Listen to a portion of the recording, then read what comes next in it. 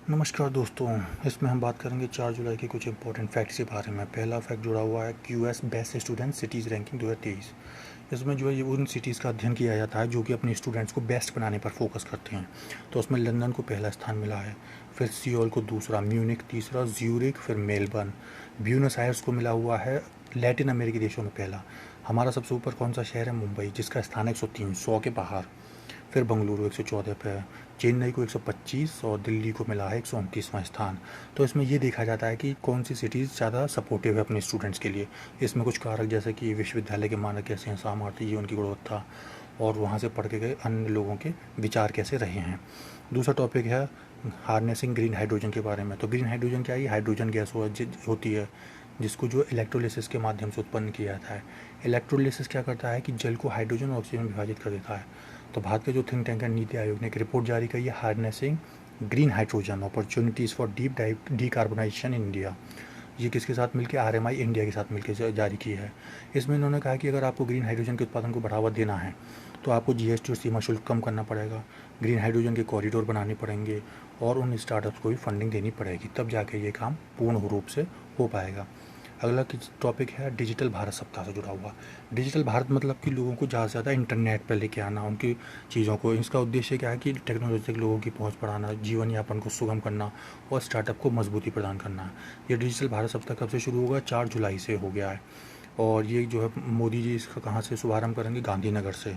और इसका विषय क्या है? नव भारत प्रौद्योगिकी प्रेरणा है इसका विषय है। और इसके जुड़े हुए कौन कौन से अन्य वो हैं, क्या कहते हैं, Bharat net, make in India, startup India, stand up India है आदि, और औद्योगिक गलियारों से संबंधित है। इसका उद्देश्य क्या है? भविष्य को, भारत को क्या बनाना? भविष्य आधारित ज्ञान केंद्र के रूप में तैयार करना है।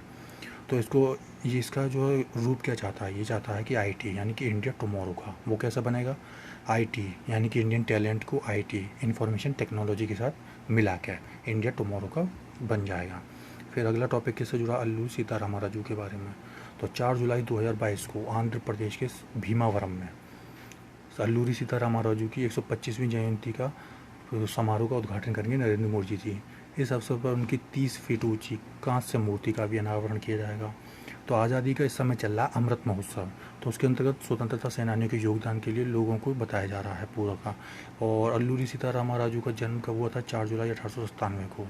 उन्होंने क्या करा था? जनजाति यानी कि एसटी लोग होते हैं, उनकी रक्षा के लिए पूर्वी घाट यानी आंध्र प्रदेश के क्षेत्र में विद्रोह किया था ब्रिटिश सरकार के खिलाफ। उनके विद्रोह का नाम था 1922 में चल रहा था रंपा विद्रोह। और स्थानीय ग्रामीणों ने भी उनको नाम दे दिया था इसके कारण, मनियम वीरुडू, जंगल का नायक। और 1924 में अल्लूरी सीताराम राजू को जो है हिरासत में ले लिया गया और पेड़ से बांधकर उनकी सार्वजनिक रूप से गोली मार दी गई और ये सशस्त्र युद्ध यहीं खत्म हो गया। और आपने अभी एक मूवी देखी होगी RRR, वो भी मूवी इनके ऊपर बनी है, अल्लूरी सीताराम राजू के ऊपर। अगला इससे जुड़ी और चीज़ें क्या हैं कि विजयनगरम जिले में स्थित इनका चिंतापल्ली क्षेत्र में अल्लूरी सीताराम राजू का जन्म स्थान है पंडरंगी, इसका भी संरक्षण किया जाएगा। और सरकार ने क्या किया है कि मोगल्लू में अल्लूरी ध्यान मंदिर के निर्माण को मंजूरी दे दी है। मोगल्लू में अल्लूरी ध्यान मंदिर, इस मंदिर में क्या होगा? अल्लूरी सीताराम राजू की मूर्ति स्थापित की जाएगी और उनकी जीवनी पर आधारित वृत्त चित्र लगाए जाएंगे। तो ये था आज की topic. Thank you very much.